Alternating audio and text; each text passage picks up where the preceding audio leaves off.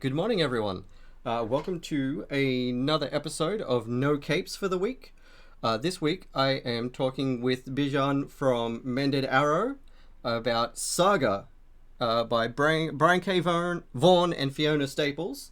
Bizhan, would you like to tell everyone a bit about your work and what you've been doing in the comic scene? Yeah, sure. I'm a primarily indie comic creator and self-published comic creator, and I've been doing a lot of stuff, a lot of history, kind of based work. I did a book series called The Little Redfish with James Moffat that's about the Iranian Revolution, kind of an Orwellian retelling of the Iranian Revolution, so similar to Animal Farm. And currently about to get published by PM Press this spring is going to be a book called The Day the Klan Came to Town. That's about a Klan march on Carnegie, Pennsylvania, and about how various immigrant groups basically fought the Ku Klux Klan. Wow, cool. So when is that dropping? Sorry. It's in the spring next Yep. this coming spring. I don't think there's a specific date set yet, but you can look up and do like a pre-order on PM Press's website currently. Excellent. I'm going to link that in the And chat that's right written now. by Bill Campbell. Cool. All right, that's very cool. I myself found you through makingcomics.com originally from your article on the golden ratio and panel layout. Yeah. They've actually interviewed me a couple times on there, and that was essentially taking another person's analysis of Hergé Yep. and taking the breakdown of the grid systems, and I kind of built my own grid and applied it to my own comics. It's technically not an actual golden ratio proportion because comic proportions are slightly off from that, but it's Yeah. certainly inspired by that. Yeah, and it's certainly honestly, it certainly made a difference in my own work since I started using that and thinking about it. It really changed the way I thought about composition, and it's made me a lot more careful, which has been really great. Just from a couple Yeah, of the pieces that I did using that, I ended up getting my first paid gig from a buddy. He was like, "Yeah, I want you to do a page in my anthology." So I nice, was like, nice. Yeah, it definitely expedites the process of trying to make your pages more harmonious, for sure. "Yeah, I've shared it with a few other artist friends and even a couple of my comics writer friends, and they were like, oh wow, this is awesome." And they started using it as well. So it's been a really great resource, and I just shared that in the chat as well, which is great. Yeah, and that's I believe I could be getting remembering correctly, but I believe that's Frank Santaro's analysis of those pages. And actually, one thing I found that one of the Making Comics guys pointed out to me was the author of that comic Bitch Planet actually included it in one of her scripts to the artist as Oh, like some cool. notes. Maybe you can take a look at this, which is kind of cool. That's really cool. I actually really liked the way that comic looks, so that's another layer to it. That's really cool. Well, I don't know if they actually used it, but they said maybe take a look at this in the script at least for this some blog where they talk about you script writing for comics. Yeah, that's cool. Awesome. Okay, so yeah, today we're talking about Saga, which is honestly one of my favorite fantasy comics of the last sort of decade. Do I still have some on the shelf here? Yes, I do. I do still have some on the shelf there. I bought it digitally just so we could show it on the show today as well. Um, and it's not medieval fantasy, which is great. I really enjoy modern fantasy, high fantasy stories. And yeah, it's written by Brian K. Vaughan and with art by Fiona Staples. I am gonna look inside in a second to double check on coloring and lettering because I can't actually remember. I Uh, believe Fiona also colored it yeah,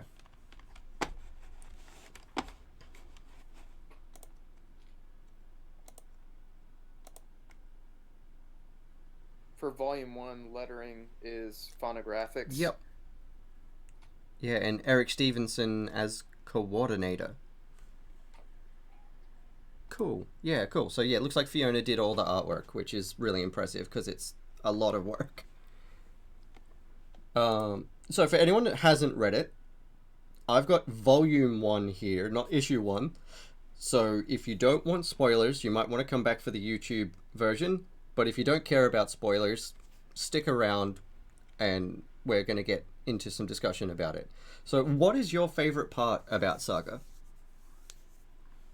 I think that I like that at its core it's about family relationships, I feel like. And there's this interesting interplay between kind of like today's technology, but it's in the future, and it's kind of comical in some places, like, how the king of the robot planet is basically a giant flat screen TV, Yeah. and it doesn't really make sense, like 'cause it's like the future, but it's like this like technology that's somewhat dated, and there's points where like one of the characters complains about downloading apps on his cell phone, and they Yes. have like corded phones and things like of that nature, that you're kind of like, it's such a weird world in that respect.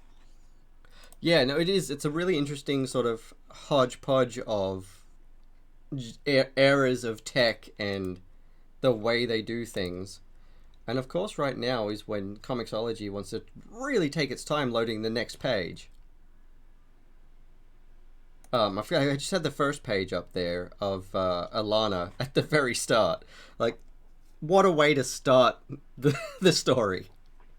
Yeah, and I think that that's something to say to Brian K. Vaughan's writing. It's like it's very like that happens. Like my wife, we have a Yeah, child, and she was we did like a home birth, and you poop when it yeah, feels like you're pooping when you're giving birth.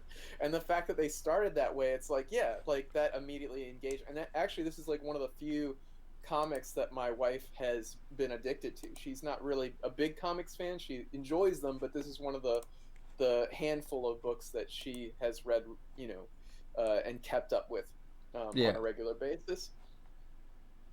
So I just skipped past the next couple of pages pretty quickly just because Twitch, and there's some exposed bits there that Twitch might slam us for. So skip past that. Um, but yeah, no, immediately it starts with this couple having their first baby.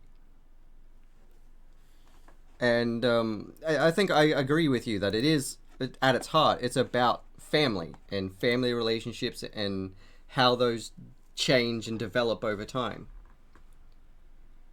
Um, Yeah, uh, yeah, definitely. And I think that's one of the reasons that both my wife and I really appreciate this. And also, I feel like Alana and Marco's personalities are very reflective of our own. We actually dressed up for Halloween one year as those characters, and she had like a doll, a baby doll, like in a wrap, like to yeah, be their child for that.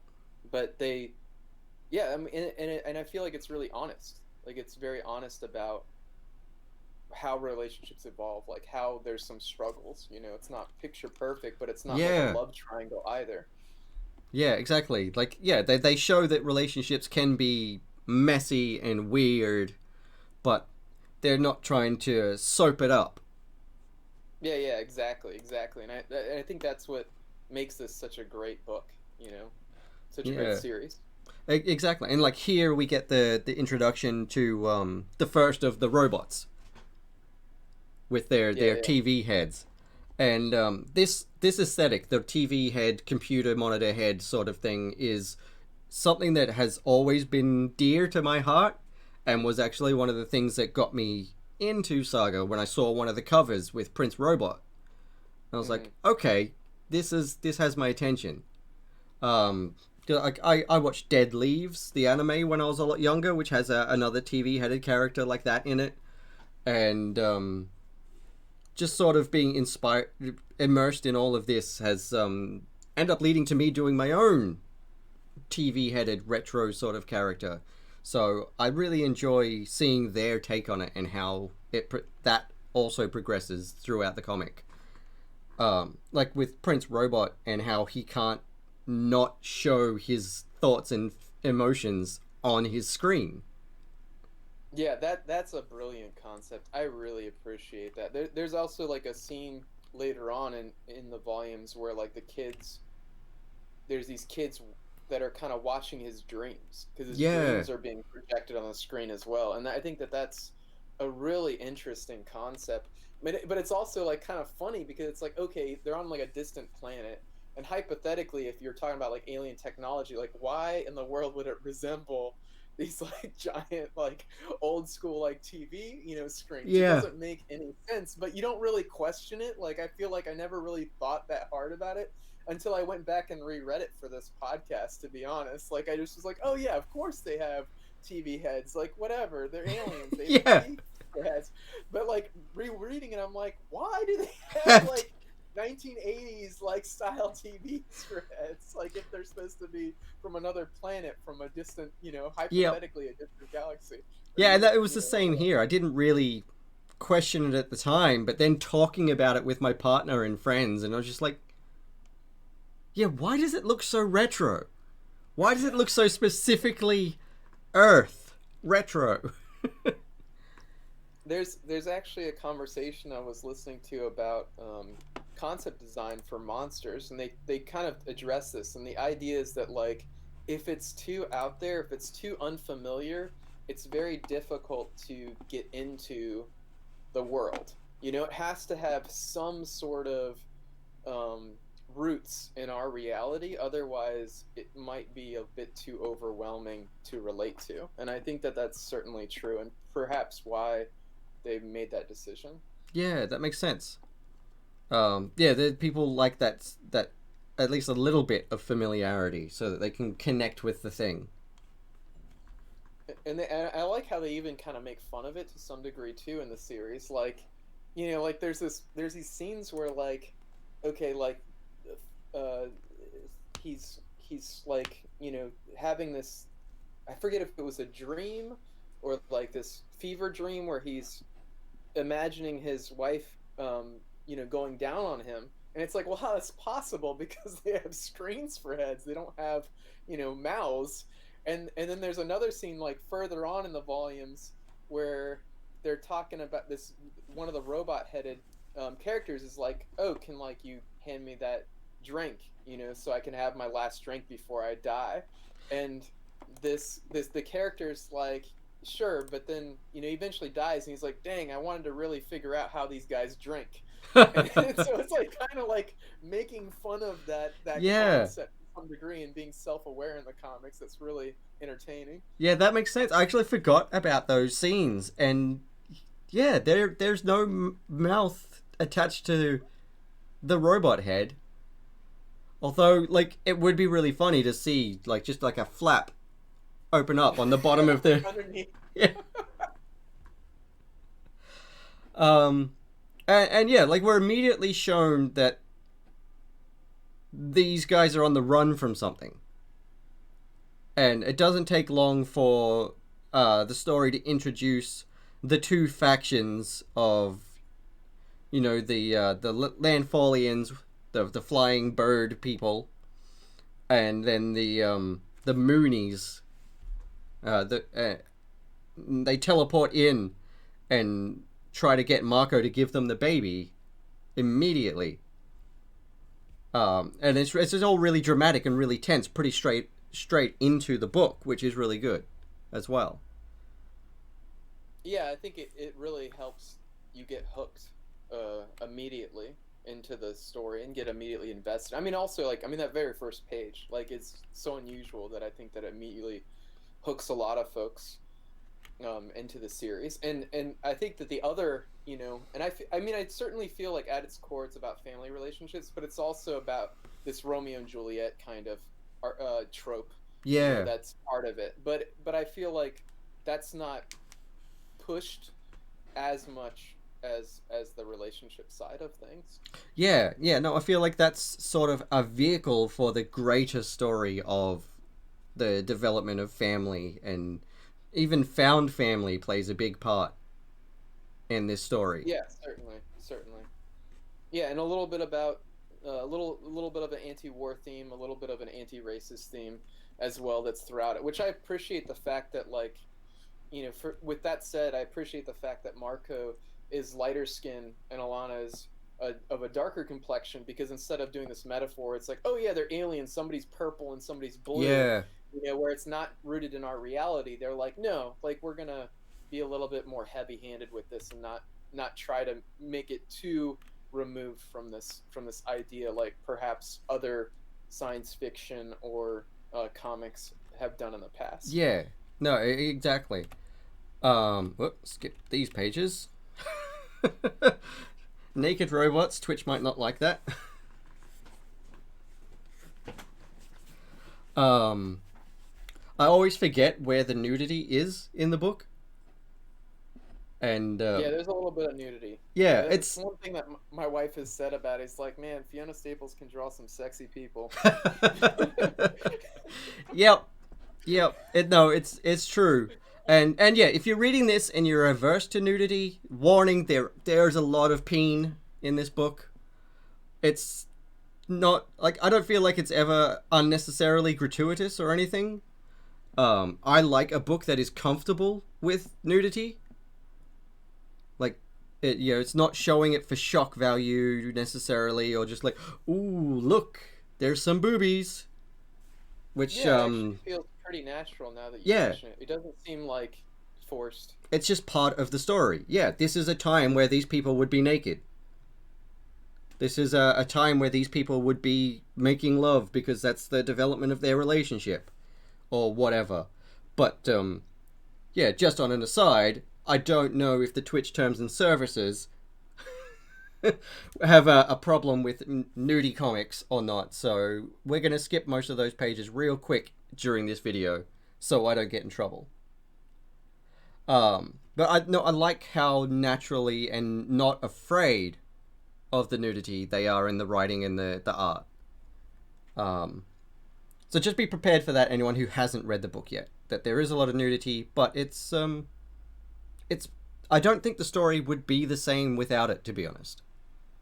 Yeah, some of the conversations about human sexuality in general throughout the series are really quite clever. Like there's this conversation where, when their lives are a bit in disarray, and they talk about how an unspoken vow about not even being physical whatsoever, the two main characters, for a period of time. And I feel like, yeah, that certainly happens in relationships. Yeah, no, that's true. I forgot what I was going to say now. It's still pretty early in the morning. But yeah, no, I agree. And I also like how further into the book as well, they touch on other issues as well. Like they move through just the anti-war, anti-racism stories to touching on homophobia and transphobia and the problems surrounding that. Yeah, as well as like aversion to the media and journalism practices. Yep. And there's a lot of mercenaries. There's a lot of issues that are tackled in the book for sure. Yeah, no, it doesn't shy away from them, but also I feel like it's blatant about the messages, but it's not heavy-handed in a way that makes it feel unnatural. Yeah. Yeah. It doesn't feel shoehorned in. It doesn't feel like they're beating you around the head with it so that you can't take it in. I feel like it's a really good way to talk about those issues and make a statement. Definitely. And Lion Cat, of course, is one of my favorite parts of the book. I love Lion Cat. Yeah, Lion Cat is brilliant. So for those who don't know, Lion Cat is this character that you're seeing on screen right now, and when people lie, the Lion Cat says lying, and it can be something important that ends up being implemented in the comics, or it can be something really banal or benign that's like not something that's not really that important, that Lion Cat kind of contradicts a character on, that can be some really great comic relief. Yeah. I remember a few times there where someone's just sort of spun a story a little bit, and Lion Cat just takes the wind out of their sails. Yeah, exactly, exactly. And the Will even gets a really weird storyline as he goes through. Yeah, yeah, the story arc for the Will is pretty interesting. You kind of they're somewhat of an antagonist, but you kind of feel bad for them at the same time. Yeah, yeah, everything is it's pretty unfortunate, and you I sort of wanted to know more about the Will, like about what happened before all of this as well. Yeah, yeah, definitely.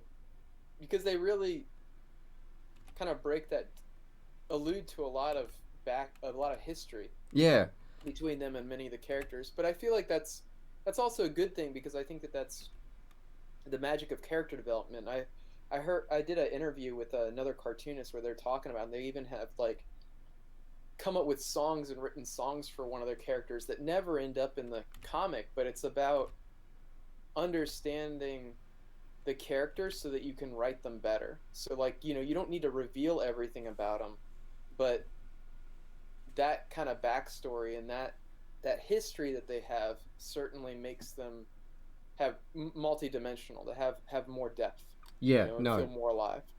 no, that definitely. And also just another credit to Fiona Staples as well is like the designs for everything in this book are also interesting, like the technology. Like I'm looking at the Will's ship right now, but also the ship that they get from the rocket ship Forest Hmm. is just the organic tech and the leafy propeller design of the Will's Acorn ship are really interesting. And I love when people sort of do these innovative designs instead of just going with, he could have just had a really cool boosted rocket ship jet fighter looking thing, which wouldn't have been out of place in a story like this. But instead, they chose to get more interesting with it and give him like it. I imagine that Fiona to design this had some of those like whirly helicopter seeds and an acorn, and was just like, yes, this this is the spaceship. Yeah, I wonder how much of that's the author and how much is the artist. Because I know when I've collaborated with authors, we do a lot of back and forth, and sometimes like I'll say, well, what if like it was this instead, and they'll be like, oh yeah, that's a good idea, and that bouncing back and forth, I don't know how they engage each other, but I know that I certainly have Yeah, this kind of conversations with authors. yeah, I think there's something else that's really interesting about her work in general is if you look at the line work, it's really economical. Like yeah, it's like no it's not frivolous whatsoever. She's not gilding lilies. She's not, you know, ramping up the detail. It's like just what you need to define the forms, while at the same time it's very rich and very beautiful, without all that embellishing, yeah, which I respect a lot myself because I don't. I feel like I tend to kind of use detail as a way to hide some of my mistakes, as a way to like hide the fact that maybe I'm not as good at rendering as someone like her. yeah. No, I know what you mean. Um, I think that's one of the reasons why my style as well is tends to be so bright and not heavy on the line art, because like I'm not great with the whole like heavy black shadows and cross hatching and all of that sort of stuff at the moment. So I tend to just do very crisp outer lines and leave the rest of the detail to coloring, because that's not a strength of mine and it is something that I'm trying to work on. So when I see line art like this, and actually even in Crowded, the line art that Rose Stein does for Crowded is very similar in that it's the lines are exactly where they need to be. There's not an unnecessary. No line feels out of place. No line feels like it's extra. And I love artists that work with that economy of line and but still manage to portray so much energy in their work. Certainly, and you can tell they're fully capable because the covers are so much more rendered Yeah. than the interior, which is not unusual for comics because you don't have time when you have those kind of deadlines to render something out as much as cover art. But it is it is interesting to see that contrast. Yeah. And I love this Shenlong style dragon train. No explanation ever in the comics for why it looks like that. But it's just there. And I forgot it was there until I looked at it right now. And I was just like, Yeah, oh, I yeah, that forgot thing's that one too. awesome. I like how sometimes Brian K. Vaughan's really good at like avoiding explaining certain things, like in through the dialogue. That there's this moment where Alana and Marco are arguing about like whether magic is really magic. He's like, "Well, what magic is to you? It's actually a complex system," and she interrupts him. So like you don't end up with the explanation because you don't need it, and it's probably would be worse if it was explained. Yep. And so like he just gets cut off, and then the comic continues. Yeah, no, I love the way they do a lot of those things in the story. Um, and just sort of, yeah, like you said, like poking fun at these tropes as well. And also like poking fun at themselves over the course of the book. Oh, wow, yes. Okay. The Spider Lady. The oh, what's her name? The Stalk. The stock, yeah. Yeah. Yeah, a lot of people love that character. I remember seeing a handful of folks cosplaying as them. Yeah. Yeah, I remember seeing a really hectic cosplay of that character a while back. Um, it was huge. I couldn't believe the work that they'd put into it. But yeah, that design really blew me away the first time I saw it. Yeah, same. I was not expecting that at all. Yeah, like Which again, they're rooting it in things we know, right? yeah, Like they're a lot of the aliens are really just combinations of humans and animals that we're familiar with, or just talking, animals that we're familiar with. yeah, yeah, and then they just combined those. Um, and then of course we meet the babysitter. Yeah. Um, whose name I cannot remember right now, and I'm sure we will find out in about 2 seconds. Yeah, But speaking of which, one thing I noticed about the series is that Marco, rereading it, is that Marco's name is said so much, but none of the other characters' names are said nearly as much as even Alana's, who's yeah, one of the main characters. Like her name, it doesn't appear in the dialogue that frequently, but his name is constant. And I made this joke when I was talking to my friend. I was like, man, like does Brian K. Vaughan just like really love typing Marco's name or something because it's uttered so much more than any character in the entire series. yeah. Well, and now that you mention that and the things that we're talking about with the family and whatnot, I wonder if that's not a deliberate choice because the story is being told from the daughter's point of view. I have no idea. I mean, I Yeah, wonder, but I mean, some of those things, like I've heard artists talk about in the past where they're just like, man, like people think that, I made this decision for this very intense, like, commentary on culture, but it was just like I just wasn't thinking about it, or it was a mistake, or yeah, something I was oblivious to that I was doing until somebody pointed it out. and that's it. Like it could be completely coincidental, and I just don't know if we'll ever know because aren't they doing like a soft reboot? Because Brian took like a pretty long hiatus from this book. Yeah, I actually just went to the comic shop to get the ninth volume because I realized that was one of the ones I was missing, and the um, person that works at the shop said that yeah, I think that it's been like over a year or two that he's taken a break from writing the series. Yeah, But yeah, I'm aware of a soft reboot. yeah. I know. I remember seeing. I think Image posted something about Saga's return a while ago now. Um, and that it was yeah, I can't remember the exact details, but it sounded like they were hinting at that it was going to be a sequel, but also sort of a soft reboot slash revamp of a few parts of the story.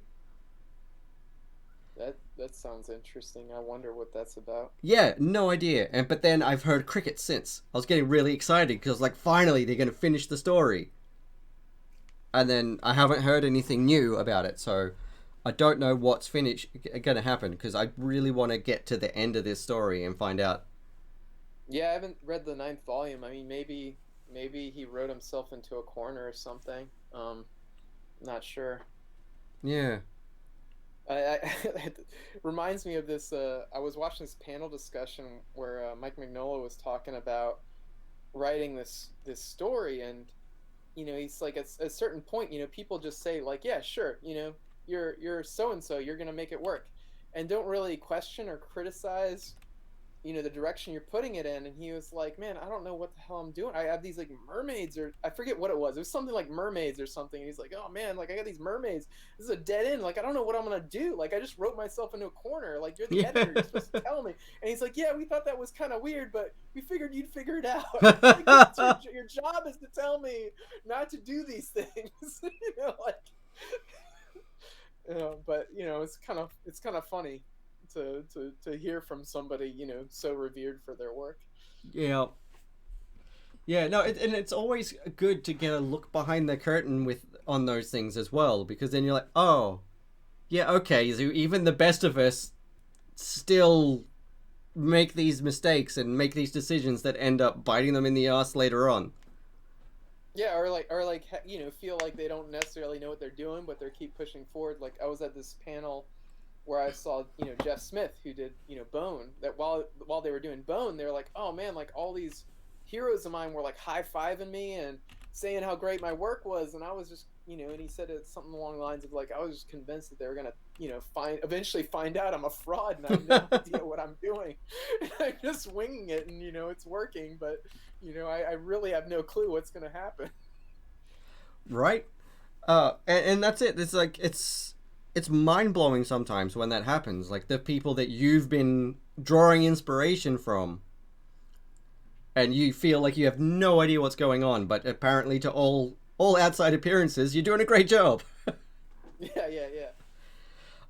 This page, actually, the first time I got to it, made me laugh out loud. Yeah, same. It's such a weird design. I was like, what the hell is happening now?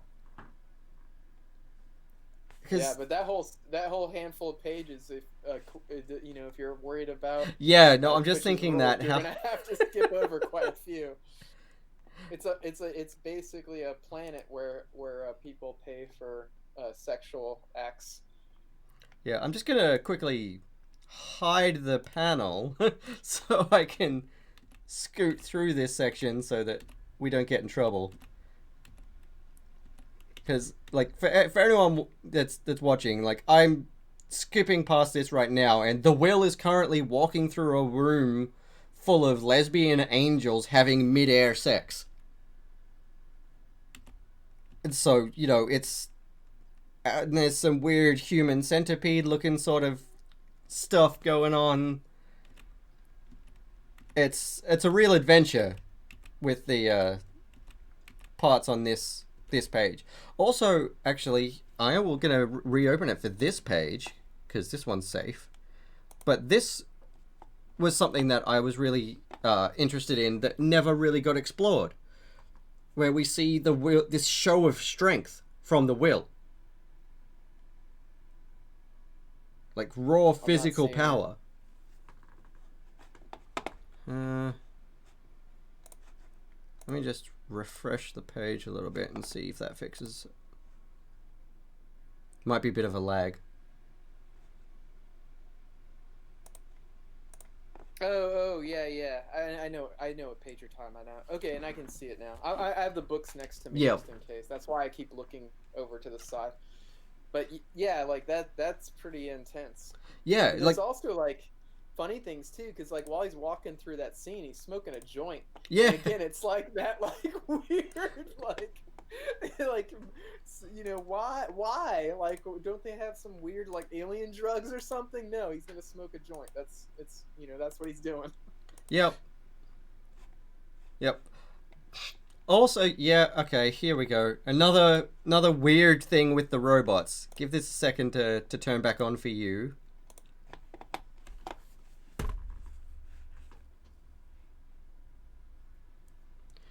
We've just got Prince Robot sitting on the can.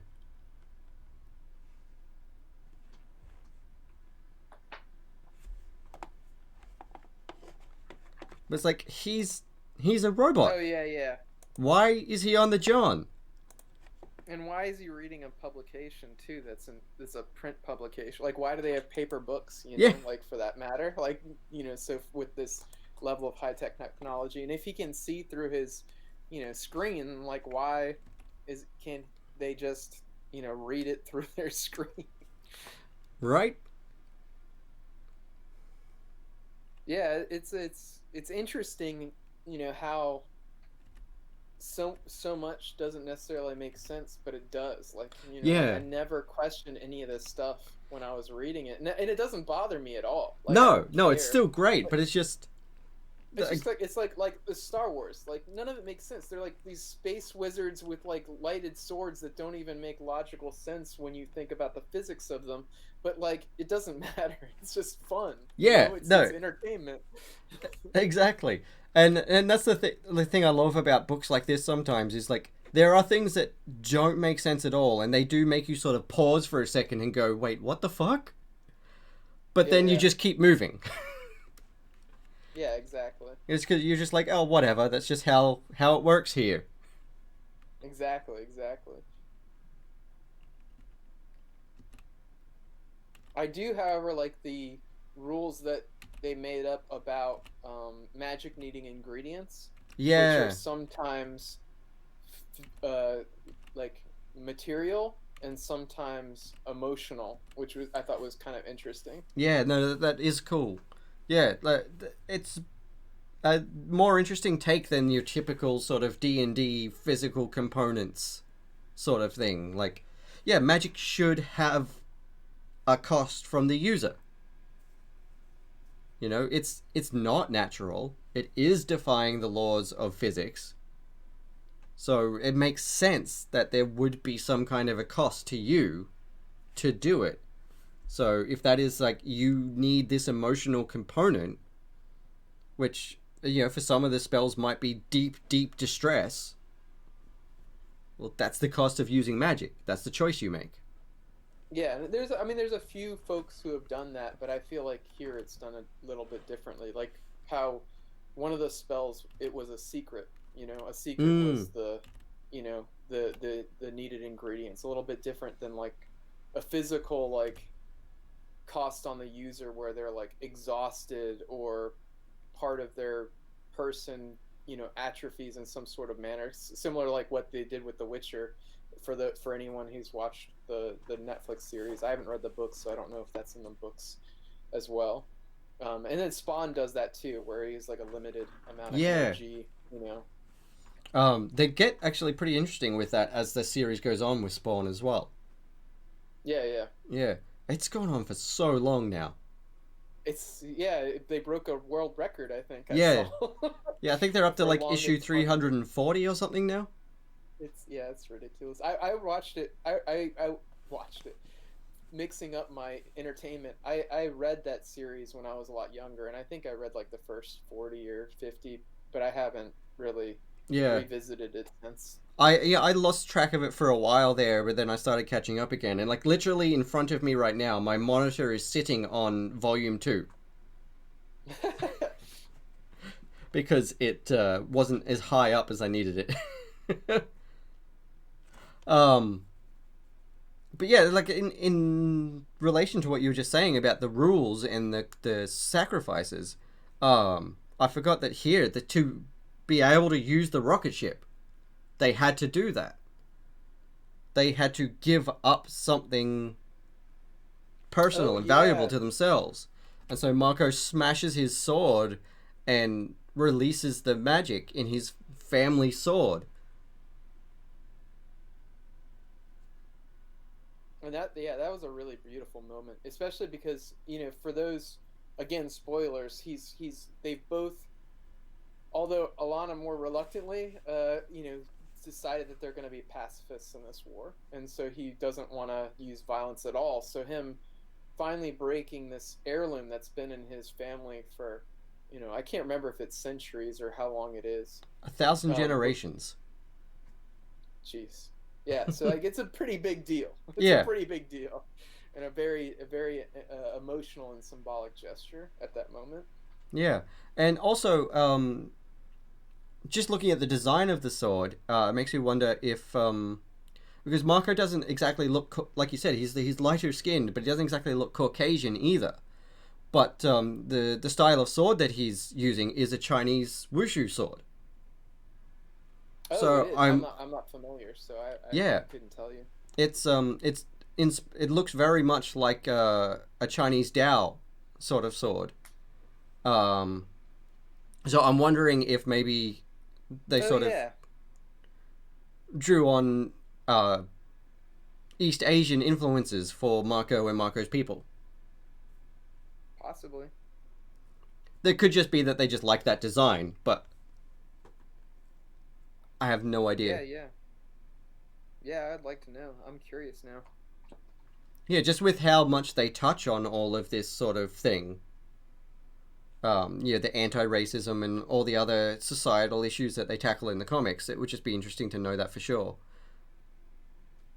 So I'm not completely talking out my butt. Yeah, yeah, yeah, yeah. But the rocket ship. I love the design of this thing. The tree ship and the interior with the glowing mushrooms and Yeah, the fact that it grows food for them too, which is yeah. kind of an interesting concept. Also, actually, Prince Robot's ship here, the like skull ship. Hmm. It's like been repurposed from the skull of some long dead beast and retrofitted or something. Yeah, and I believe that was the Stocks ship, if I remember correctly, that he stole it from after Yes, she's killed. that's right. Yep, I remember that Yeah, the now. chips are really wild. Like the designs. I wonder how much of that is Brian K. Vaughan and how much of that is Fiona Staples, because I'm not aware. Yeah, no, that would be cool to know as well because I love sort of seeing the collaboration here. Oh yeah, yeah, yeah, yeah, and this is where we meet mom and dad.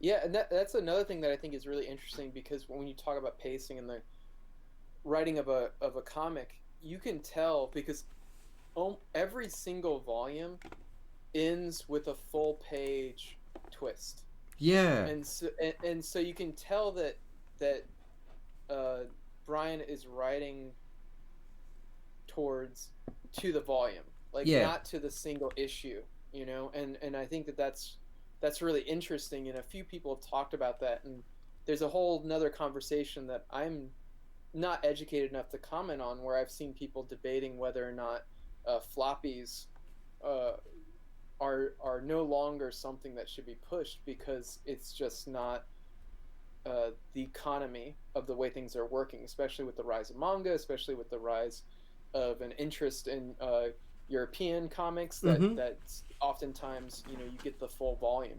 They're not being released Yeah. as single issues. And that is a conversation that is happening a lot in the online sphere at the moment is, we should be pushing towards graphic novels, but also if we want to write shorter stories, more people should be looking at the 40 to 70 page graphic novella format.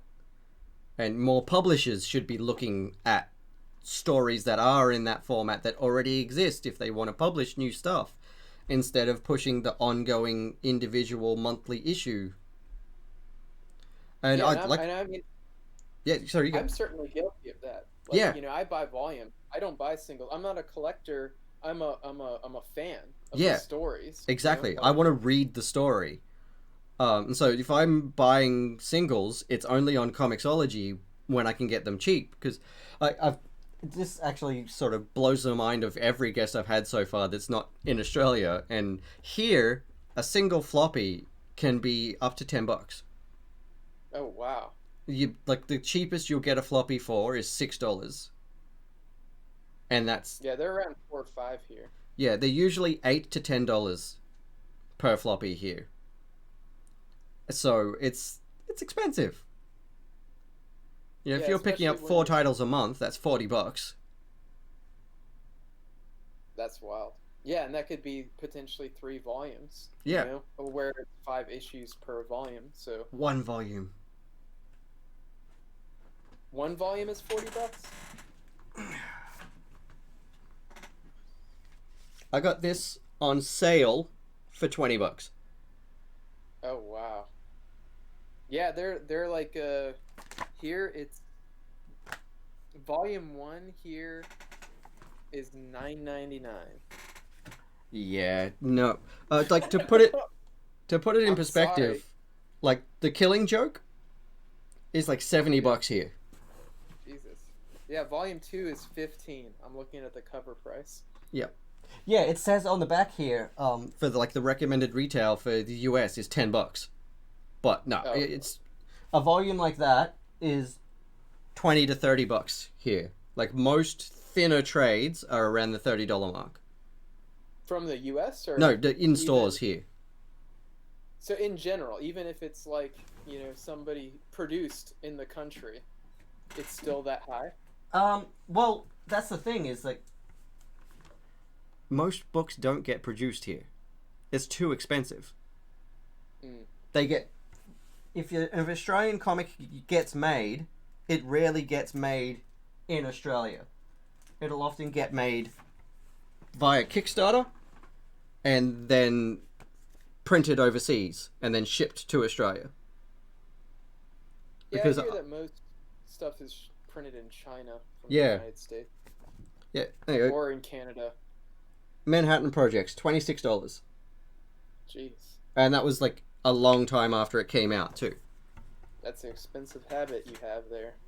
Yeah, so needless to say, I don't get a lot of comics in physical format. Yeah, makes complete sense. Have you been checking out, and I know this is digressing, but have you checked out Webtoons? I haven't had much of a look at webtoons yet, but a few people have mentioned it. And look, honestly, every episode digresses a bit. If it's two creators sitting down talking comics, it's always going to talk about more than just the one comic. There's some cool stuff. I mean, the vertical scrolling, the way that people are utilizing is pretty interesting, and some comics are having music that coincides with the comic. So they have like Oh, cool. sound that you listen to that puts you in like the Yeah, vibe of that particular issue, which I thought was pretty that interesting. is cool. Did you catch The Inevitables when it was on Kickstarter, like last month or the month Mm-mm. before? Okay, so Not this one's really not cool. familiar at all. Liana Kangas is the artist for that. Hmm. And it's written by I think John O'Dina did the script, but the concept and all of the rough writing and stuff was like a group collaboration between members of Less Than Jake, Big D in the Kids Table, The Interrupters, and all those sorts of bands. And so they wrote this comic, but then they also formed a new band to make the soundtrack to the comic. Oh, that's cool. Oh, what's it called? They have a soundtrack to Ezra Daniels' book, Upgrade Soul. Ooh, I Is don't like know that that one. too, it's really cool. It's a really interesting sci-fi uh, experience. And yeah, it's neat. And we sent our book to them, and they were generous enough to give us a pull quote for it. But that book is pretty neat. Yeah, I'll have to have a look at that one as well, because I love books that add those extra little details. Yeah, there's another one that one of the graduates from the program. So I teach at the university, Virginia Commonwealth University. I teach in the advertising program, but I worked in the illustration program for a while. And one of the students that graduated from there, they worked on a project where they also worked with a fashion designer, and so the comic panels and pages, some of them were uh, put on clothing, and so you could buy clothing with the artwork on it, and then also, read the comic. And I That's wish I cool. could remember what it's called, but I can't. I can't think of it off the top of my head. But they moved on to do it's a finite story. It's called like Arcadia or something. I think it was Arcadia, and it was put out by Image. And I believe there's just one volume. It's like a complete narrative, single shot. That sounds really good. I'll probably tap you for some of these names after after we finish talking, because I will forget them, but they all sound really interesting and like something that I could really dig. Actually, it was another thing that I liked where a couple of years ago now, my brother-in-law bought me the Magic Sword album for Christmas. I'd never heard of the band before, but he's like, "Oh yeah, it's electronic music, kind of like Daft Punk, and I know you like that, so you should like this." And I was like, "Okay, I've never heard of this band before, but all right, I'll try it." And like he'd bought me this proper like nice collector's edition double vinyl sort of thing. So I'm like, "You're pretty confident in this." New favorite band. Don't know how he did it, but he did it. But I'm opening up the record, and out drops a comic book. Because they'd written a story of the album. And then so like every album they've released subsequently keeps telling this same story. Oh, that's cool. Yeah, Digital Planets had like a comic in their cassette tape that I bought, and this hardcore band, Token Entry, also had comics sometimes as their CD booklet. But yeah, it is interesting how people break this. One friend of mine was telling me about, and I wish I could remember the name, but it was like a video game where when you beat the levels, you got the songs for the band. Oh, And cool. so it was like a video game to acquire band songs from this album, which was kind of an interesting concept. But I wish I could remember what it was called, but I thought that was brilliant. Yeah, that's really fun, actually. Yeah, no, I like that a lot. Um, getting back to Saga though. Sorry about that. No, no, no, not at all. I love the sidetracks and like the new things, because every time someone's got something I've never ever heard of to talk about, and it's great.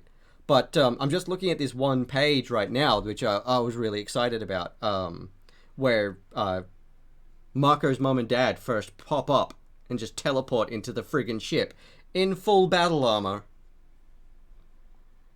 and expect not to get shot. Well, it's also great because if you look, how the page is divided with warm and cool, Yeah, too. So like it's like they're they're a different emotional vibe to them. yeah. And I again feel like Fiona's just done a brilliant job. And you get that moment of recognition where Marco knows exactly who it is, but the parents obviously didn't realize who they were hunting until he starts shouting at them.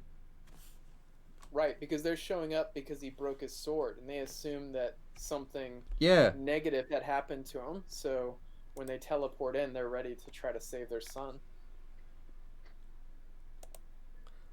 and I like also that the Wreath folks don't all have the same horns as well. Yeah, yeah, they're like completely random as far as the animals that they use. Oh no, and I think that's the end of it.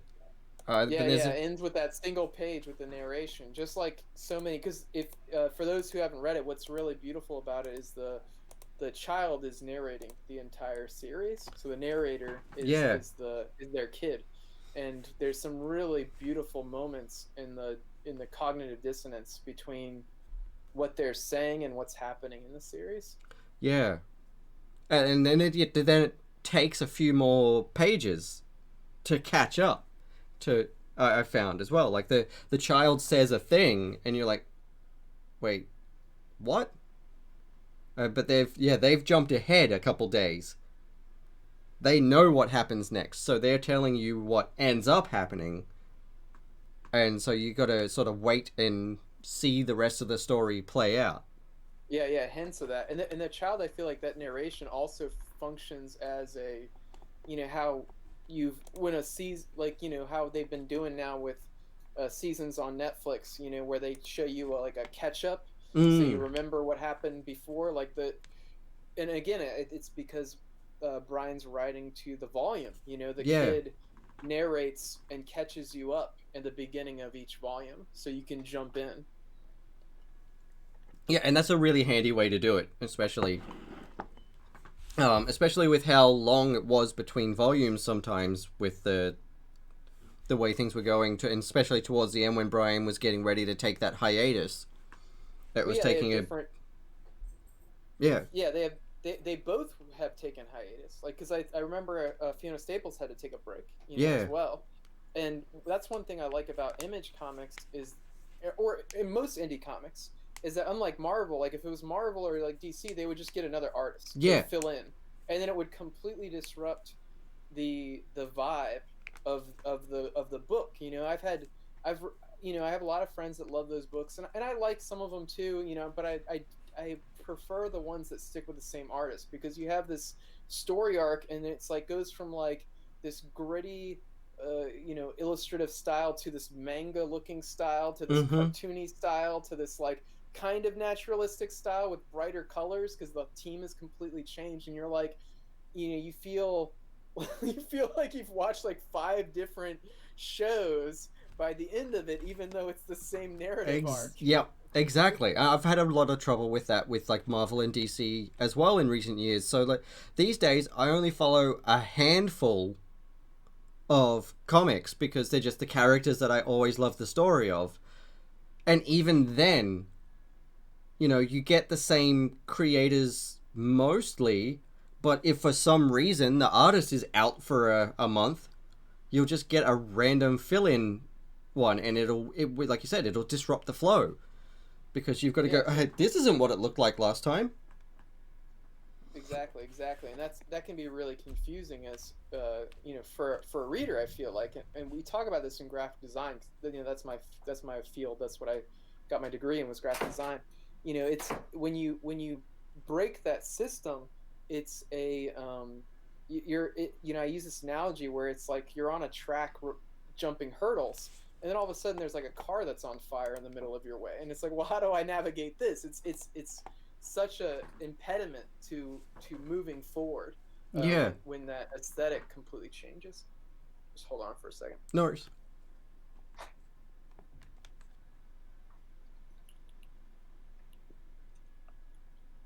My daughter trapped our dog in the room that I'm in, so I had to let him out. She closed the door on him. Well, that's the thing that I actually always try to let everybody know, that pets are always welcome to make an appearance on No Capes. Right on. Yeah, the cat's actually been hanging out on the bed every now and again. I've been putting my arm over and giving him a little pet. Yeah, I got a couple of particular creators' pets that I'm really hoping will make an appearance on the show. Just because they post about them on social media so often. It's like, yeah. I'm talking to Sweeney Boo in a few weeks about Middle West. Oh yeah. That's a cool. I've only read the first volume, but yeah, that's a cool series. Yeah, I'm really enjoying it, and I was really glad to get to talk to Sweeney about that one. But also, I'm really hoping that Sweeney's cat, that's always wearing a sweater, will make an appearance. She's got one of those Sphinx cats that's always wearing a special hoodie or something. Yeah, I have a friend that has one of those too. Yeah. But yeah, like you said, like it's written to the volume, and it shows, especially when you have been able to wait and buy the trades instead of buying the single issues, which is what I tried to do. And I do need to catch up. I've only got, I think, the first 3 or 4 volumes here.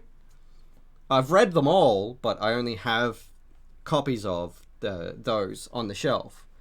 Because I want to go back and reread the story in full, and hopefully by the time I do that, they might be finishing it off.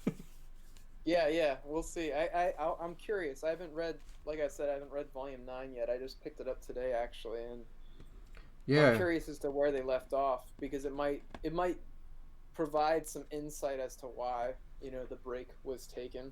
Yeah. If I read that one. I'll have to reread it as well because I honestly can't remember where they left it off. I know it was getting like messy for the characters towards that point, but I can't Yeah, remember in what way. they uh, digress in their arcs. They lose each other. They come back together. It's pretty interesting, Yeah. and it seems like in a couple places you lose a character because they get killed off, but then like a new character ends up joining the party, Yeah. and I feel like that happens a couple times, and I wonder if that's uh, Brian trying to like they don't want too many people to navigate all their personalities, or if it's as we see in television series, like okay, like that character's kind of been is starting to get to a point where they're not helping the narrative progress, Yeah. and so they just need to leave or get killed off, or something needs to happen where they're no longer in the picture because they're no longer adding, they're no longer making it rich. Yeah. No, exactly. Yeah. And I tell you what, one thing that I will mention here is that I love the way that Fiona renders glowing stuff. Mm-hmm. It's one thing that I do remember being one of my favorite things through the entire book is all of the colorful things glowing in the background and the fire and the magic effects and stuff. Fiona just has a way of rendering that just really tickles me.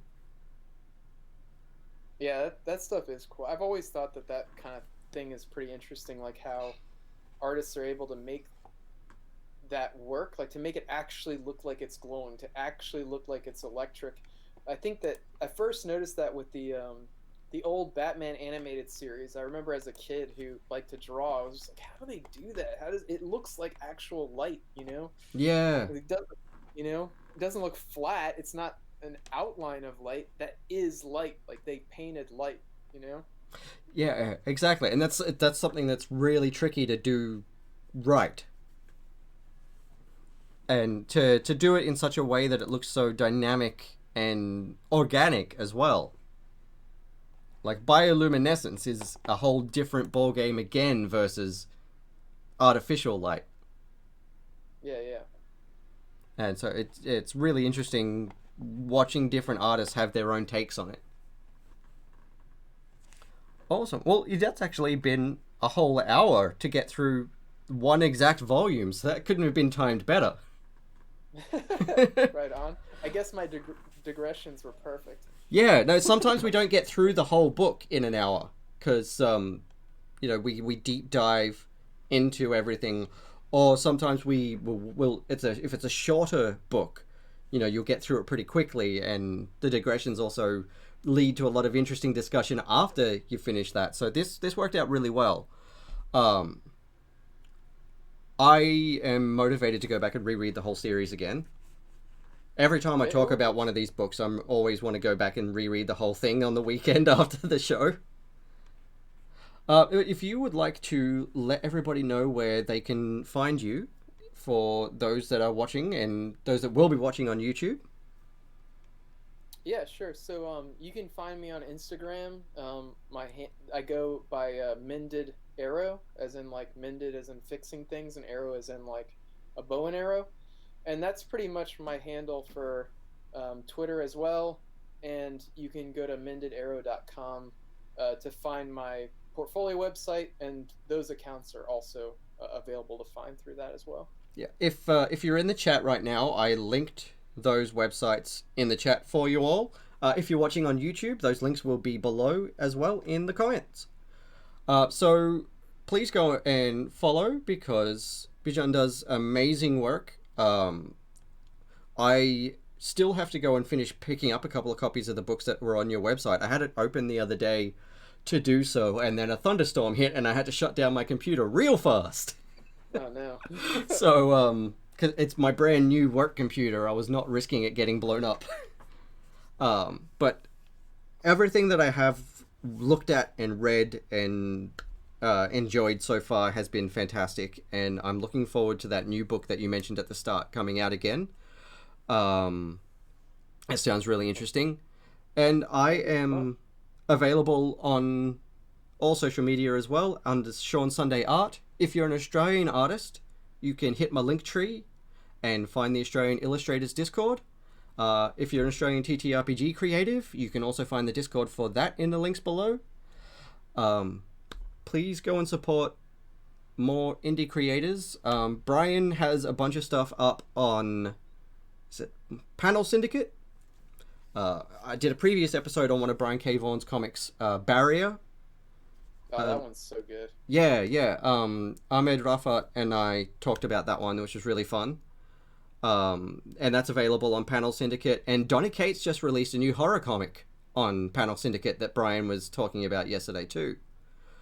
So go check those out as well. As always, you can find the previous episodes of No Capes on YouTube. And like, subscribe, share it around, share some love, go follow all the guests. Everyone has been really wonderful that has come on the show so far. I've had a really lovely reception and couldn't be prouder of the direction the show is going and all of the work that people have been doing to join me on the show. So thank you very much for coming on the show today and giving me your time and talking about Saga with me. I've been wanting to talk with someone about Saga for a while. I've been so excited about this episode that, like, the last 3 episodes, I keep thinking, yes, next week is Saga. And then I'll get to it, and I'm like, the next episode, I'm like, okay, so this week wasn't Saga. Yeah, I was actually excited too. I actually was trying to tune in last Thursday because I thought it was it was the previous week because I was excited to have this chat. Yeah, no, I actually, the week before when I was talking to Derek Robertson, I was like, yes, next week is Saga. And then I was like, looked it up and I'm like, no, 2 weeks from that week is Saga. And last week we actually had to reschedule because Jono, who we were doing the Inevitables, had the final episode of his own podcast. And then I had something on immediately following, so we couldn't push it back that day like we originally planned. So I actually didn't air an episode last week, unfortunately, but we're in the process of rescheduling because we're going to be talking about East of West. Oh, nice. Yeah, I need to catch up on that one too. The folks at the shop that I frequent locally love that book or that series. Yeah, I've been really enjoying it. I found myself gravitating these days towards books that aren't even set on Earth or are set on an undetermined Earth. Because there's a lot of books out, especially in the superhero world at the moment, that are hard for me to connect to because so much of the story is uniquely American experiences. And I'm reading stuff going, I don't know what that means. I don't know what that is. I felt like that when I read Don Quixote, to be honest, because there are a lot of, like, both time-specific and culturally specific things that were beyond me that I had to keep on looking up and Google searching. Yeah, no, exactly. And that's it. There's been a lot of uniquely American stories in the last few years that I've started reading, and I'm like, this is a great story. You guys do your thing. But I can't connect to it because I have no idea what any of this is. So I've been finding a lot of other stories which are still set in America, but like America isn't a character in the story itself. That makes sense. If you know what I mean. So I can connect with that because the focus is on the people and not the uniquely American aspects of the story and the city and the culture and things like that. So it's a lot easier for me to connect with that. Because honestly, even Australian comics, there's still not that many that are written and set in Australia. So even that, you know, and I find I don't even necessarily connect to stories that are particularly about the Australian experience. I find I connect to characters more so than location or specific cultural experiences. I relate to who the story is about and what their experience is in the world. So I'm finding I'm really liking stories that don't have a set location necessarily. Yeah, well, to some degree also, you know, like comics are about, you know, a little bit about escapism. So, you know, you don't necessarily want to experience your day-to-day life, so to speak. Even if it is somewhat supernatural, it's kind of nice to not have to think about that for, however long it takes to read the book. Yeah, that's exactly it. And which is one of the reasons why I like Saga, because it's not it tells very human experiences through alien allegories, but it's not a specific experience that's kind of locked to one sort of person. It's something that everyone should be able to connect with. Yeah, And I really like exactly. versatile stories and characters like that. But yeah, that is a story for another day when I find more comics to talk about. Let me just have a quick look-see here and see what next week's is before we finally finish signing off for the day. Again, thank you very much for joining me. I really appreciate you coming on the show and talking about this with me. Next week is Adam Markowicz is coming on the show. And I don't think we've actually picked a comic yet. So if we have, I haven't got it written down, which is bad bad organizing on my part. But it should be really fun. Adam was the artist on Broken Bear. Okay. Which is written by my buddy Frankie White, who is the author of the comic I told you I worked on earlier, which is in the process of being printed right now. Have you talked about that book on the podcast or on this webcast before? Because I feel like I've heard that brought up before. I did a little video when I got Broken Bear, just excitedly talking about it because it just arrived in the mail, but we haven't actually done an episode of No Capes on it yet. Okay, that must be what I'm thinking of then. And I have referenced it a couple of times in episodes, just because I love that book and I want more people to read it. But yeah, we haven't done a full episode on it yet. But it's a really nice book. It's another sort of high fantasy story. And yeah, this Project Stylus Daydream is the new book by Frankie that is in the process of being printed, and that one actually is a really interesting format because it's sort of deliberately does what we were talking about before with changing artists. So it's one story with 40 odd artists telling the story. Yeah, that can work. I think like the that film The Prophet does a really good job about that, where like it's about Khalid Gibran's, the poet, about his book The Prophet, and every poem is animated by a different animation firm. Oh, cool. That's cool. Which is really brilliant way. But there's an ongoing thread by one animation firm about the story of the main character, but every time they recite a poem, it becomes a different animation firm. It's really well done. That's cool. I'll have to look that up because I think my partner would really enjoy that as well.